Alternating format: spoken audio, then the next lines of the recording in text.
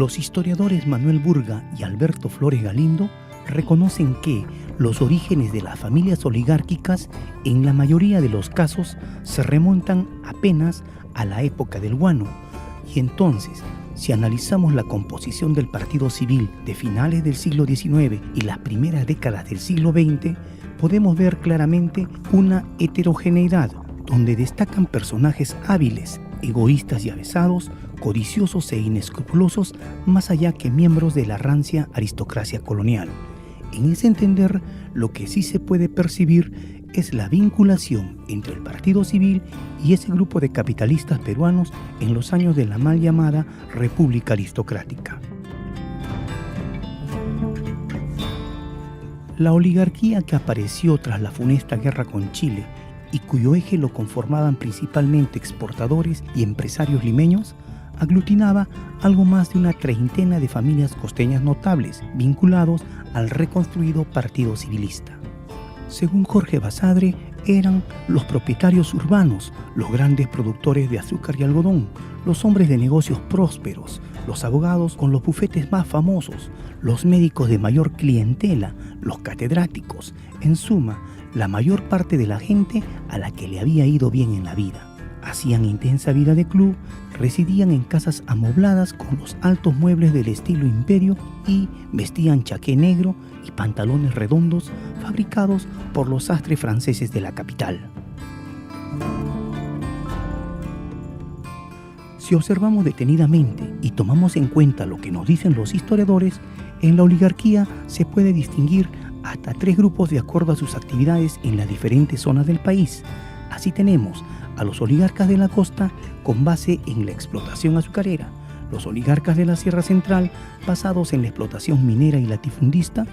y los oligarcas del sur basados en el comercio lanero. Como lo hemos referido, tras la guerra del guano y del salitre, aparece en el contexto peruano un grupo social de élite conformado por personas acaudaladas y con intereses y orientaciones ideológicas similares que lo llevaron a ejercer el dominio político y económico del país desde el final del siglo XIX en una sucesión de gobiernos oligárquicos o gobiernos de unos pocos adinerados que atendieron sus propias expectativas y olvidaron las necesidades y las aspiraciones de las grandes mayorías. Esta élite cerrada y paternalista, aburguesada o plutocrática, operó en forma aristocrática y se alió a los gamonales de la sierra y a los capitalistas extranjeros para asegurarse el control del país.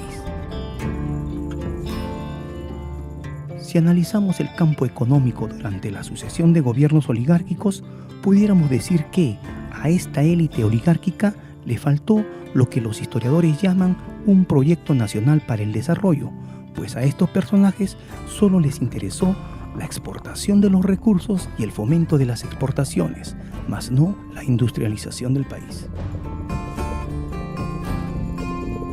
Si observamos las características culturales e intelectuales de la oligarquía, podemos señalar que este grupo manifestaba una influencia de la Europa de la Belle Époque o Bella Época. Por lo tanto, París fue la meca de la élite peruana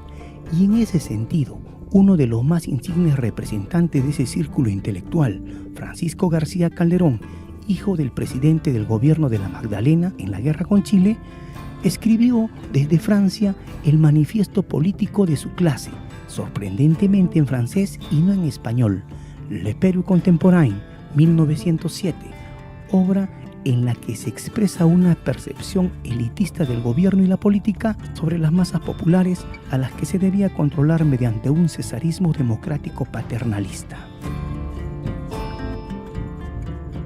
Lo cierto es que esta clase dominante afrancesada, más allá de las ocasionales visitas a sus haciendas, desconocía la real situación socioeconómica y cultural interna del país. Es preciso señalar que, años antes, durante la guerra con Chile, mucha gente limeña se espantó cuando miles de reclutas indios invadieron la ciudad en el afán de intentar la última defensa de la capital frente al ejército chileno. En esa ocasión, los habitantes de la ciudad vieron al campesinado oprimido como una muchedumbre de bárbaros indigentes.